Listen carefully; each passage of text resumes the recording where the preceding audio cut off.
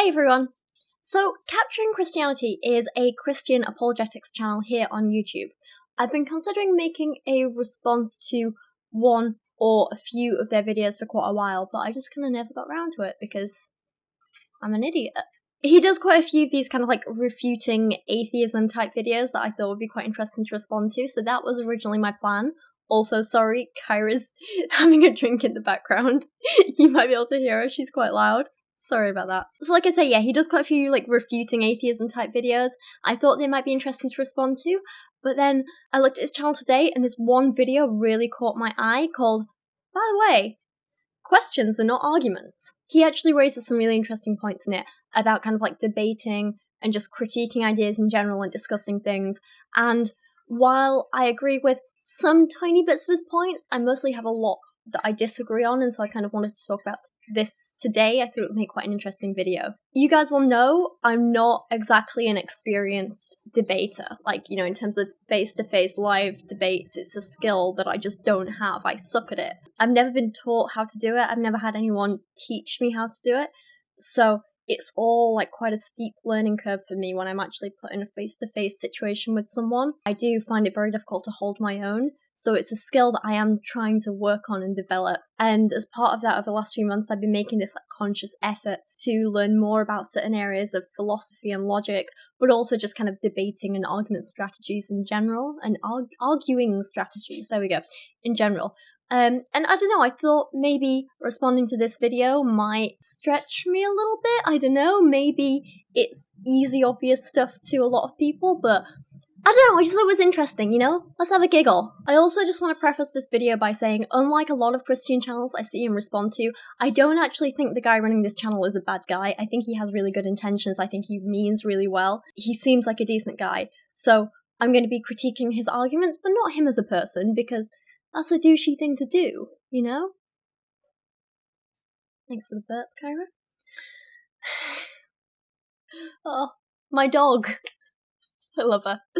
And so with that, let's take a look at this video. He begins by talking about why he's making this video in the first place. If you follow my work at all, you've probably heard me say something like, questions are not arguments. And so in this video, I want to explain why that's so important and why I keep pointing it out so often. The first reason I point it out is because it's true.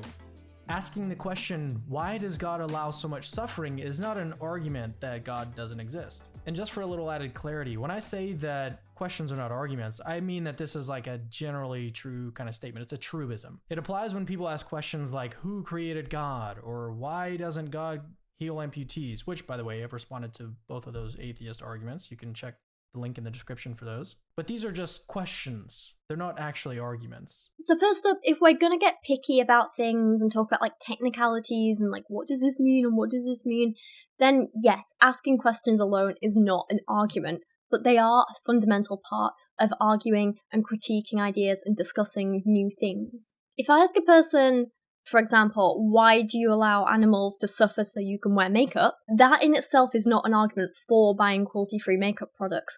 However, humans aren't just these literal, rational, purely logic-based creatures. We're well aware that that in itself is not a standalone question. It's loaded with emotions and implications that mean something and make us think. The purpose of asking that question is not to be the one thing that convinces you that testing cosmetics on animals is wrong.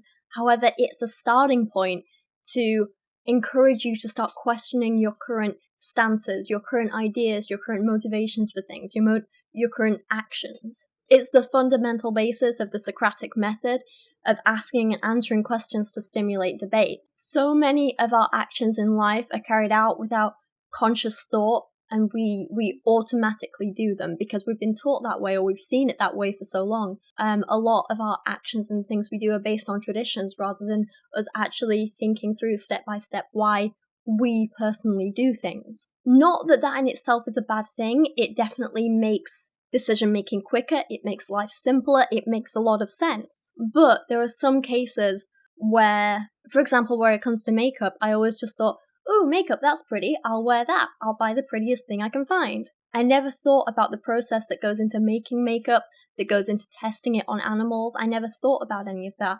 I always just thought, go for the prettiest thing I can afford. I never thought about the ethics behind any of that, because I just never had before.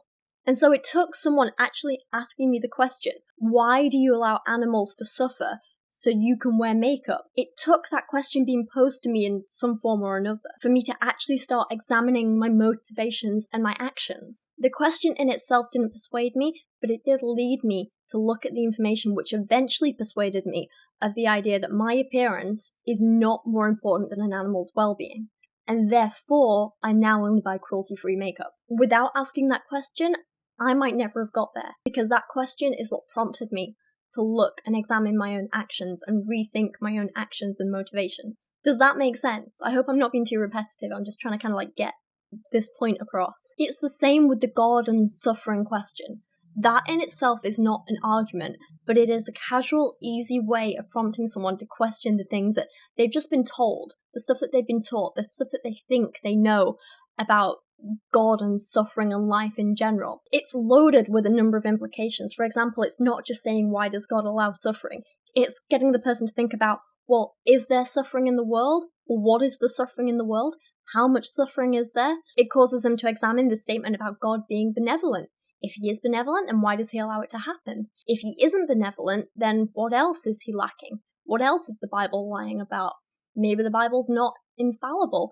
Maybe the Bible isn't the word of God. Maybe God doesn't exist at all. It's a question that in itself doesn't necessarily mean anything, that isn't necessarily convincing you of anything, but it starts these thought patterns, it starts these questions, it makes you re-examine so many things that you just took for granted. It makes you question the reasons for and the validity of your current beliefs. Questions might not be arguments, but they are incredibly useful in discussions and debates, because people don't change their mind by just being told what to think. People change their mind by coming to their own conclusions, and questions help them get there.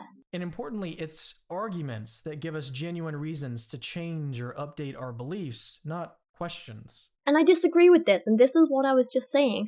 I rarely change my mind about something by having facts spoken at me, by being told what to believe. I don't change my mind like that. I'm more likely to have someone change my view if they make me question and examine my own current beliefs and actions. If I personally can't see the flaws in my own current beliefs, I'm not going to want other beliefs coming in to replace them, because I'll be like, well, why?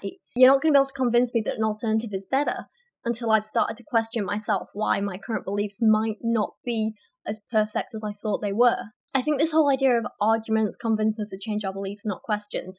I think the statement and attitudes like this in general come along with sort of childhood indoctrination, and especially amongst religious families, especially amongst Christian children. From what I've seen and learned, a lot of young children are taught in religious families. They're taught what to think, not how to think. I brought this up a couple of times, and Girl Defined is a really good example of this. There's a clip where one of the sisters turns around and she says something like, oh, I just want a list of do this, do this, do this, don't do this. I don't want to have to interpret the Bible. That just makes it more difficult. And I think that is so telling of so many attitudes of Christian people who have been indoctrinated from a young age. They don't necessarily know how to critically assess ideas and beliefs. They don't know how to question things for themselves. They don't necessarily know how to think for themselves. They just know how to accept what is being told at them. And that's not their fault. The purpose of asking questions in an argument or a debate or whatever is to get someone to examine their own beliefs and come to their own conclusions. But if you're trying to do that with a person who's lived their whole life being told what to think instead of how to think, you might not get anywhere with them. And that's a big problem. And that raises more questions and issues of how exactly do we get through to people like that? How exactly do we appeal to them? How exactly do we teach them not only how to think for themselves, but that they do have to think for themselves? It raises a lot of questions that I don't have answers to. So I guess actually I'm going to pass this one over to you guys in the comments section. When you do have someone who from a young age has been taught what to think, not how to think, how do you get through to them? How do you make them start questioning their own beliefs? How do you teach them to think critically for themselves? I don't know. So I don't know, tell me what you guys think. The original video goes on a little bit to talk about logic at this point. And so at this point, it might be helpful to explain what an argument is. Very simply, an argument is a set of premises that lead to a conclusion. So here's a quick example. Premise number 1, if abortion kills a human, then it is wrong to perform abortions. Premise 2, abortion kills a human. Conclusion, therefore it is wrong to perform abortions. So the form of this argument is actually deductive. What that means is that if the first two premises are true, then the conclusion must be true, like of necessity. But notice what happens when we replace one of the premises in this argument with a question. Premise 4, if abortion kills a human, then it is wrong to perform abortions. Premise 5, does abortion kill a human? Conclusion, therefore, it is wrong to perform abortions. Turning premise 5 into a question actually means that we no longer have a valid argument. The conclusion doesn't actually follow anymore. And this is because you can use questions to get information, but you can't use questions to assert information. Okay, there's some very interesting points to talk about here. So, yes, this first example here is a great example of deductive reasoning. And yes, it's logically sound, and the second example isn't. However, while it's logically sound, I completely disagree with the fact that this is a valid argument, because it's only a valid argument if you can objectively prove that those first two premises are true, and I don't think you can. And this is exactly where questions come in useful, because questions like what makes a human, for example, allow us to critically examine whether those premises are true or not. And without that, we can't say whether that's a valid argument or not. In terms of a logically sound argument, I could also say, okay, 1, if abortion kills a human, then it's wrong to perform abortions. 2, abortion does not kill humans. 3, therefore it's not wrong to perform abortions. That is also a logically sound argument, but it completely contradicts the first example. Therefore, we need to critically assess which of the premises are the true ones, and we do that by asking questions. We need to ask questions like, does abortion kill a human? What does it mean to be a human? Does whether a fetus is human or not really matter? Or is there some other measure we should be using? For example, consciousness or well-being, ability to feel pain. At what point does a bundle of cells become an actual individual? Lots of questions like that are crucially important as to deciding whether an argument is valid or not. And again, it's not these questions alone that are important, but what they make us question and think about and the answers we come up with. They're what's important. But we wouldn't get there without those questions in the first place. Without asking questions, we can't find accurate premises with which to make deductive arguments like this. This leads me to my second major point. Even though it's obvious that questions aren't arguments, questions can sometimes still feel like arguments. When atheists ask questions like, why would an all-loving God allow something as terrible as the Holocaust? It might be tempting to think, yeah, I can't really think of a reason why God would allow that, so maybe God doesn't exist. But none of that actually logically follows. To see why, let's spell out all the reasoning and put it into an argument. Premise number 7, I can't think of a reason why God would allow the Holocaust. Conclusion, therefore God doesn't exist. The conclusion God doesn't exist doesn't actually follow from premise 7 unless we add an additional premise, number 8. If I can't think of a reason why God would allow the Holocaust, then God doesn't exist. But when you lay it out in a complete argument, you can see that the reasoning here is actually pretty weak. So yeah, this is completely missing the point here. A question like this isn't meant to be an argument in itself. It's meant to make you start questioning the stuff you take for granted and think you know. It's a lot more complicated than what he makes it out to be. A question like, why would an all-loving God allow the Holocaust, is actually questioning the premises of a number of logical statements, not just one, or a number of deductive arguments, I guess you could say, not just one. So, to oversimplify a lot, and this might not be 100% accurate, but just as an example, it's more like Christians' current belief systems and logical kind of arguments or whatever. They might involve the following deductive arguments. For example, 1, if God is benevolent, he would not allow innocent people to suffer. 2, innocent people don't suffer. 3, God is benevolent. And then another one being, if God is benevolent, omnipotent, and omniscient, then the Bible is true. God is benevolent, omnipotent, and omniscient, therefore the Bible is true. And then a third one being, if the Bible is true, then God exists. The Bible is true, therefore God exists. A Christian might go through all these different steps as just one example of why they believe in a God and how they got to believe in a God in the first place. But by then coming along and asking the question, okay, well, why does an all-loving God allow the Holocaust to happen? You're not going straight into the whole, God existing part of the argument. You're starting way, way up here, way back. You're saying, okay, hang on. So maybe the premise that innocent people don't suffer isn't accurate. So maybe that means God isn't benevolent. And if God isn't benevolent, then maybe some things in the Bible are wrong. Maybe the Bible's not infallible and true.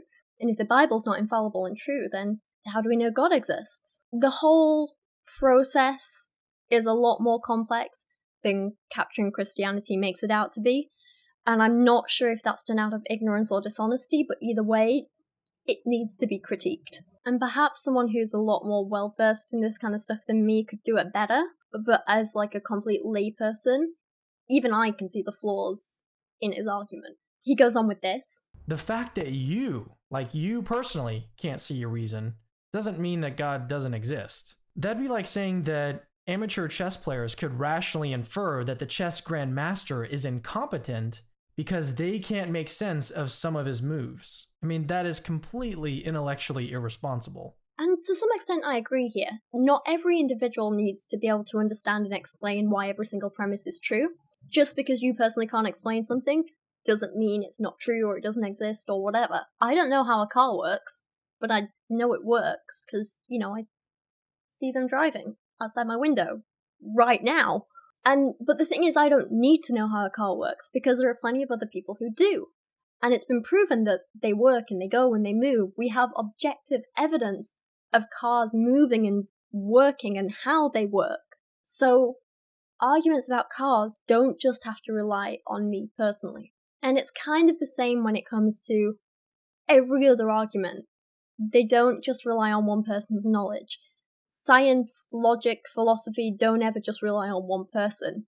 They should rely on objective evidence that can be seen and repeated by any person who wants to. So I guess it doesn't matter if you personally can prove your premise or not. What matters is if it can be objectively proven or not. For example, anecdotal evidence about, I once saw God in a dream, isn't going to cut it for me about whether God exists or not. But if someone can provide some objective evidence to say that, yes, you did see God in a dream, and yes, it was definitely God, and no, it definitely wasn't just your imagination, then I'll accept that more. Is this making sense? So if we're going to apply some objective evidence to the whole God suffering benevolence Holocaust thing, what's actually happening when we ask, why wouldn't all-loving God allow a Holocaust to happen? What we're actually asking is, can you provide objective evidence to show that God is benevolent? And so in this, we're actually adding another deductive argument to the mix of, if the Holocaust happened, then innocent people suffered. The Holocaust happened, therefore innocent people suffered. Which means, if God is benevolent, he would not allow innocent people to suffer. Innocent people did suffer, so maybe God's not benevolent. We have objective evidence for the Holocaust happening. You can't deny that as much as some disgusting, crazy people try to. Therefore, we can conclude that innocent people suffered. Therefore, we cannot conclude that God is benevolent. And therefore, we cannot conclude that the Bible is true and infallible. And therefore, we cannot conclude that God exists. Using this question, using this objective evidence, isn't about disproving God. It's about debunking proof of God. Does that make sense? This kind of argument doesn't say, hey, look, this is why God definitely doesn't exist. But it says, okay, this is your argument for God existing, and now this is why that argument's a load of poop. Give me a different one. And the thing is, we wouldn't get there without questions, because if I just said, okay, God doesn't exist, and he says, okay, God does exist, you're at a stalemate. You need to use questions to critically assess each other's arguments and beliefs, and get each other critically thinking about what your own argument is, as well as the other person's. Back to the video. And in fact, if God exists, then it's actually unsurprising that some events would happen for reasons we can't see. But if atheism were true, then it's actually really surprising that this whole complex universe would exist with all these communities of people asking these sorts of questions. And so in other words, the atheist's own premise here actually ends up supporting God's existence. Mate, no, it doesn't. If you want to talk about intellectual dishonesty, that was just it.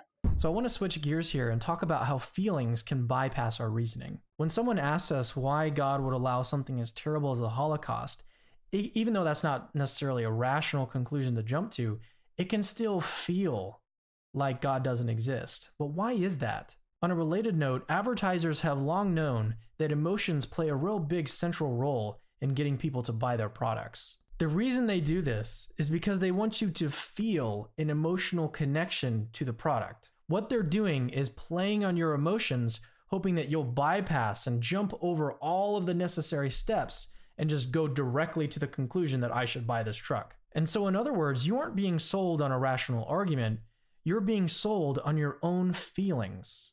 In a similar way, a really powerful, rhetorical, persuasive technique is to replace rational arguments with emotional questions. People that use this technique are playing on the fact that our feelings can bypass our reasoning. And so to avoid being manipulated like this, we need to be guided by the truth, not by our feelings. Okay, so now he's talking about emotion in arguments, and this is a really complex topic. So as someone who worked in marketing, yes, it's true. Marketers often utilize emotions in our marketing and advertising campaigns. That is a well-known, well-established fact. And while it can be seen as a little bit manipulative, mostly I don't think there's anything wrong in that. It's just appealing to human nature. There are some decisions that we make rationally. For example, if we're comparing car insurance policies or something like that. And there are some decisions that we make mostly emotionally. For example, what dress we want to buy or what pudding we're going to have at a restaurant, something like that. But for most decisions, they involve a little bit of emotion and a little bit of logic and rationality. For example, buying a dress, yes, it's predominantly emotion-filled. I'm predominantly going to be like, I love that colour, I love that style, it makes me feel amazing, I feel confident in this, I feel happy in this. But I'm also going to use a little bit of rationality to say, well, is it in my price range? Can I afford it? How many times am I going to wear this? Is it good value for money? How long is it going to last? That kind of thing. As much as being rational and logical might be good, we can't deny the fact that we are emotional creatures. And to suppress that is just suppressing a huge part of who we are as people, as a species, as an animal. Yes, advertisers sometimes manipulate our emotions, and there's nothing inherently wrong with that. We just need to be aware of it and know kind of to what extent we let ourselves be manipulated. For example, charity ads are definitely manipulative. They know how to work your emotions. They know how to make you feel empathy. They know how to make you sad. But it kind of works in their favour because without them playing on your emotions, people wouldn't donate as much to charity. And then we wouldn't help as many people and animals and stuff. I don't think there's anything wrong with bringing a bit of emotion into some arguments because it makes them more real. We're not living in a world of these ideal hypotheticals. We're talking about the real world. And emotions do matter in the real world, and they do influence our behaviour and our decisions, and we can't avoid that as much as some people want to. How many genuine, caring human beings can really look at an event like the Holocaust and just sit back and think, well, I don't understand it, but I'm sure God had a rational reason for it, so yeah, I don't mind it too much. How many genuine people could actually say that and accept that and be okay with being like that? No, most of us look at the Holocaust and we think, my God, what a heartbreaking tragedy. We can't let this happen again. And I just have to say, if you are, for some reason, in that first camp of people where you think there's some unknown rational justification for something like the Holocaust, I thoroughly encourage you to go to Berlin and go to the Holocaust Memorial. I think it's called the Memorial to the Murdered Jews of Europe, and the memorial itself is beautiful. And then underneath, there's a museum about the Holocaust. Genuinely one of the most emotional experiences of my life. It's heartbreaking. Just go there. I would recommend you spend at least a whole afternoon, if not a whole day. Thoroughly immerse yourself, listen to the stories, see the people's faces. Once you're in there, try telling me there was a rational reason for any of that. Because there wasn't. Once you've been there, don't tell me God was working in mysterious ways and that it's all gonna work out in the end and that he's still benevolent and whatever. No. Call me out for appealing to emotion if you want, but I would rather be emotional and outraged at the deaths of millions of innocent people at the hands of other people than just bury my head in the sand and pretend it's all okay and pretend that, oh, there was some reason for it, God works in mysterious ways. All that said, I do get it, and I do get that sometimes we do need to step back from our emotions and just kind of look at the facts. But I think there are different levels of this. For example, the abortion debate. This is a really big thing at the minute, and I'm bringing it up now because he brought it up first. For example, when it comes to debating issues like abortion, I don't think we should let too much fear into it. So when people are like, oh my god, it's the Holocaust, it's murdering babies, you're all terrible people, it's genocide, that is fear-mongering, and I don't think there's a place for it, and I think it's terrible. I've seen a lot of anti-abortion propaganda that is factually incorrect, that plays on people's emotions, that plays on fear, and I don't think there's a place for that. I think it's completely inappropriate. In those cases, we can't let emotions get in the way of the actual science that says, well, no, up until X point, it's a bundle of cells that can't feel pain, it has no conscience or sentience or whatever you want to call it, it's not an individual, it can't survive outside the womb by itself, it's literally just a bundle of cells, not even specialized cells at the early stages, just reproducing cells in the same way that cancer cells reproduce. There's nothing that gives it any more autonomy than a cluster of cancer at that stage. And I don't think we can let this fear, the emotions, get in the way of talking about the science there. However, there are places in that debate where taking emotions into consideration are very important. For example, we can't let facts like, well, it would be a life in 9 months if you give it the chance. We can't let those things get in the way of considering the mother's emotions and well-being and her life. Very complicated topic. I don't have time to get into the specifics of like actual abortion debate stuff right now, but I guess what I'm trying to say is that sometimes we need to remove emotion from certain parts of a debate, and sometimes we need to listen to it. And it's very complicated, and there's no one-size-fits-all answer. And ultimately, humans are emotional animals. We're not the most rational of creatures, and we can't pretend we are. As much as it might potentially be helpful to be sometimes, it's not always realistic. Emotion versus logic and rationality is not an all-or-nothing thing. Different decisions require different levels of consideration of each side. Different people will look and respond to things differently. Some people will be more emotional, some people will be more logical, and you can't just discount all emotion because it doesn't fit with your view. Sometimes you have to take people's emotions and feelings into account. It's said that facts don't care about your feelings, and while that's completely true, feelings still play a huge part in our decisions and our actions. And so we can't discount them completely. But like I say, it's not all or nothing. Anyway, all this said, there is a part of this guy's conclusion that I do actually agree with. Now, to be absolutely like 100% transparent, crystal clear, I'm not saying that questions are all bad. Questions are really helpful. Honest questions can help clarify disagreements, they can lessen the tension, and they can also help make a otherwise unproductive conversation productive again. So the point I'm making can be summarized actually really simply. Think logically. But overall, I do think a lot of what he says and a lot of what he argues is problematic. I don't think a lot of what he's saying would help in an actual logical or rational debate. I think for him to just discount all questions and say, well, questions aren't arguments, is naive, it's not helpful, it's maybe just an excuse to get out of answering tough questions, I don't know.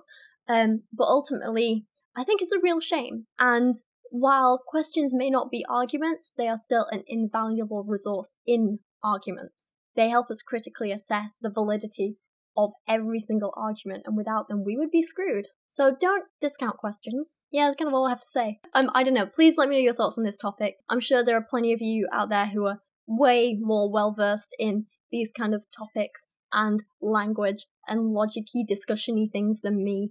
But I guess, basically, I just wanted to say, I don't agree. But yeah, I'm done. I'm rambling. I'm sorry. Please let me know your thoughts on this video and the original video down in the comments. Thank you so much for watching today. I appreciate you guys so much, and hopefully I'll see you guys again soon. Thank you so much to everyone supporting me on Patreon this month, with a special thank you going to Data Jack, Gambit and Chauffeur, Liv's Pantyhose Addiction, Christian Berg, Jadeon Sheppard, Robert Korte, Peter Kyrouac, Sir Michael Moore, Christina the Atheist, Christian Oates, Sage Villarreal, Greg Ladd and Lauren Hart. You and everyone else supporting me on Patreon is absolutely amazing, and I wouldn't be able to do this without you. Thank you so much. Roaming for days so I don't have to go home, wasting my time listening to